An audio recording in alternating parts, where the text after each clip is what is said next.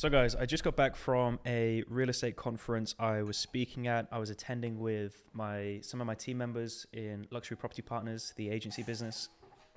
And there was maybe 500-600 people in attendance. Met a lot of you guys that are subscribers and really appreciate the kind words on the content and the words of encouragement. It's really means a lot to me, and it's amazing to hear that this content is valuable because I do question it sometimes.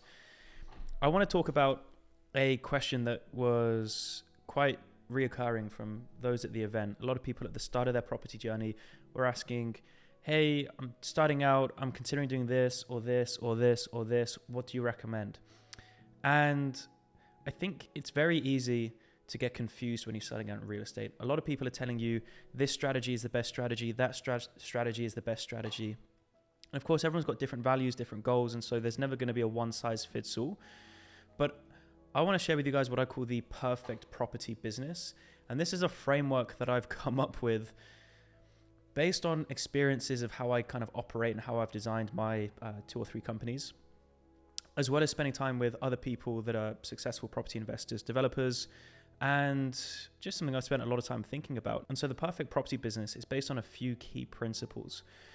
The first piece of advice I gave to a lot of people today is that the first problem you need to solve for is income, is monthly cash flow, which sounds obvious, but a lot of people fail to make the distinction between passive income and active income, because not all income is the same and not all income is valued the same. The way I kind of drill this point home, and whether I'm speaking with somebody or coaching somebody or sharing this advice, is I ask the question, would you rather have £10,000 worth of active income, i.e. income that you have to work for 40 hours, 50 hours a week, and at the end of the month you get paid £10,000 a month, which is a great sum of money, it's a great income? Or would you rather have £5,000 of passive income? Passive income meaning you get paid the money regardless if you work or not. At the start of every month you get £5,000 land in your bank account. And I guess, what would you rather have, the 5,000 or the 10,000? There are of course some people that say, you know what, I don't mind working, I love to work, £10,000 a month is a nice sum of money, I would take that. Other people say, you know what, I'm good, I don't need 10k a month, 5,000 a month is still more than enough money. If it's passive and I can just do whatever I want, I'm taking the 5,000.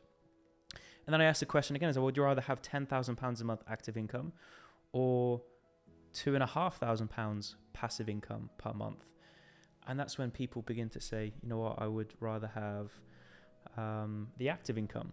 The point being is, people value the income differently, and the reason the income is valued differently is because passive income is much more valuable than active income. It's more valuable, but it's harder to obtain and it's harder to scale. Another way to draw this point home is if you wanted to earn £10,000 a month passive income, net cash flow profit from, let's say, rental income, you might need in the region of £2 to £3 million worth of property. And how long is it going to take you to build a portfolio of £2 or £3 million worth of property? Some people it could take 2 or 3 years. Other people could take between 5-10 years plus, depending how aggressive you're being, depending if you're raising capital, etc., how much time you're dedicating to it. But coming back to my point, that the first problem you need to solve for is solving the income problem.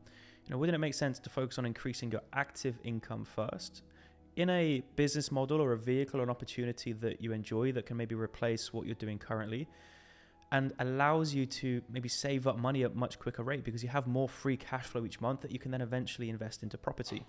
And so the perfect property business is where you have a cash flow vehicle, a cash flow business that produces that monthly consistent cash flow. There's still active income, and I'm going to talk about kind of the different ways you could do that. And then secondly is having an investment development company where you're investing, developing, retaining property, building a portfolio, a property business that is going to allow you to build wealth over the long term. Because one of the core principles of real estate is you have to play a long-term game, and you have to think in terms of years and decades rather than weeks and months. And when you're investing property and trying to buy and retain assets, that is a long-term play. Like, that is accumulation over years and decades. And the problem with doing that is it's very capital intensive. Capital intensive meaning you're constantly putting money in. And although you're putting a lot of money in and some money does come out, you're still going to be very tight on cash. And so I've said this on a video before. I've got friends that have very successful investment development companies, but are very often completely strapped for cash, can't really afford to go on the nice holidays. They're living month to month, because they're investing and they're developing property, they're putting all of their money in for a future projected return, i.e. a profit. But that profit will typically get rolled into another deal and another deal, and they're just going to compound and grow it over time. And that is great. And they are playing an amazing game. I do the same with our investment development company. But I don't know about you guys. I want to be able to like have fun and live a nice life and do like nice things, live in a nice place, go on nice holidays, spoil my friends and family. And the way to do that is through having that monthly consistent cash flow. And that's in a vehicle which is more cash generative, i.e. you're getting paid in return for a product or a service rather than you're getting paid for money you're having to put in, like an investment or a development opportunity. And so the first problem you need to solve for is income. So focus on ticking that box first. And there are a number of different models. It doesn't even have to be property. It could be a marketing agency. It could be, people ask me today about Amazon businesses. It could be about trading. And the reality is, and the advice I always give is, no matter what business model you choose to go with, it's less about the model. It's more about the character you must become. Because I know people, and I've seen it with my own eyes, in every single business model that you guys see advertised online, I've met people or I've seen people that are making 6 figures, multi-6 figures, even 7 figures a year in those business models. So it's never a question of like, what is the best business model? Which one works? Which one doesn't work? The business models a lot of my friends have are all very different, but what is common is their characters, their mindset, their ways of thinking, their behaviors, their work ethic. And so actually, in order to become successful, whether you do decide to be a self-employed estate agent, whether you decide to go property sourcing, whether you decide to do rent to rent, whether you decide to do e-commerce or drop shipping, the question you need to ask yourself is, who do I need to become as a person? What skill sets do I need to develop? What character traits do I need to develop? What belief systems do I need to change? What limiting beliefs I'm holding on to that I need to replace with more empowering belief systems? And when you focus on becoming a new character and a more valuable person, acquiring more valuable skill sets, getting into new environments, then you'll become successful whatever business model you choose to go with. I have confidence knowing, and this isn't me being cocky, but if I was to get stripped of everything today, I could pick any business model out of a hat and be successful at it very quickly because I understand sales, I understand marketing, I've got the character traits of being solution focused and being resourceful and all of the different things. Obviously the technical skills and the nuanced knowledge I would pick up and have to learn, but I back myself in my ability to find the answers. You're only as good as your ability to solve problems in business and come up with answers for things. So the best business models when it comes to property for producing monthly cash flow, I did a video on this earlier this week on what I would do if I wanted to make £10,000 a month from scratch in property. But there's two. There's one, property sourcing, where you source investment properties on behalf of cash-rich but time-poor investors, and you just get paid a fee for finding the deals for them. You're not getting paid for your time, but you're getting paid for your value and you're getting paid for your results. The better you get at it, the more deals you do, the bigger the deals you do, the more you're going to get paid. Secondly is working as a self-employed estate agent. So with my company, Luxury Property Partners, we partner with agents that specialize in selling £1 million plus property. We charge high fees and my agents get it's a 50-50 partnership, so they get a very strong commission. They can earn £25,000 personal commission for selling a £2 million property. And of course, not everyone can become a real estate agent in the high-end luxury market straight away. We have to be very selective with who we choose to represent the brand, people with track records in the industry or previous sales experience or client-facing work, and we're confident that they have the character traits required to be successful. But you can work as a self-employed estate agent for an agency that operates kind of in the mass market and the lower end of the market, where it's easy to get a foot in the door.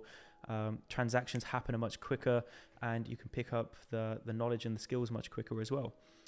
Property sourcing is basically just a estate agency. Property sourcing, where you're sourcing investment deals, you're just typically representing a buyer focusing on investments.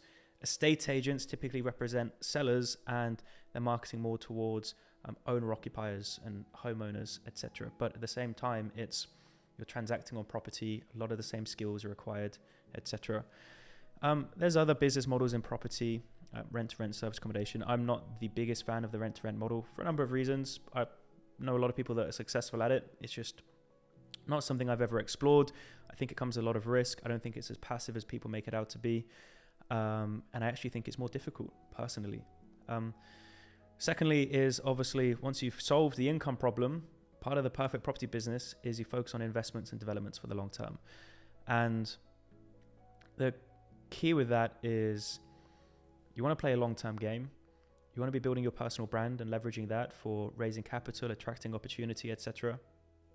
And you want to learn how to raise finance, because ultimately property investment development is a finance game. You look at the players playing at the biggest level, whether it's private equity firms or family offices, institutional players in the real estate game.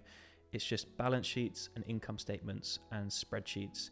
It's a finance game. They understand how to look and analyze the financials of a real estate deal, assess the risk.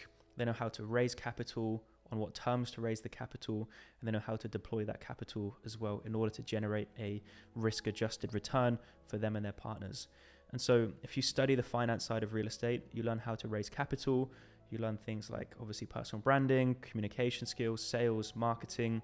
You really get conviction in your market, which of course you would have as a byproduct of maybe working as an estate agent or property sourcer as well. So in short, the perfect property business has two sides. You have a vehicle or a business model, which is great for creating net free cash flow. It's very cash generative. You're not paid for your time. You're paid on your results and the value that you can provide. Doesn't have to be property. And then, of course, you've got your property investment development business where you're buying properties that you're adding value to, forcing an uplift in value, or buying them at a discount, which is what we call like a mispriced asset. And then you're able, of course, to build wealth and benefit from the long-term compound effects of property, where property prices go up, you can refinance, you can reinvest, the rental income goes up over time, and 10, 20, 30 years from now, you've planted a seed that is paid well. And if it wasn't clear, the perfect property business is very similar to how I structured my companies. We have luxury property partners, the estate agency business, 7 figures a year business, want to get to 8 figures over the next year or two, and that produces consistent monthly cash flow.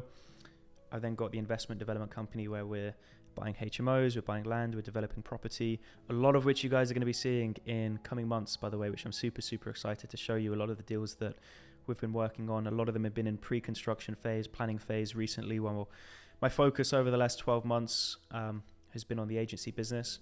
And so I've got the agency business for cash flow, we've got the education stuff as well that we do as well. And then, of course, we've got Newman Rose, Newman Capital, which is the investment development stuff, which will serve me and act as a personal investment vehicle for the next 10, 20, 30, 40 years.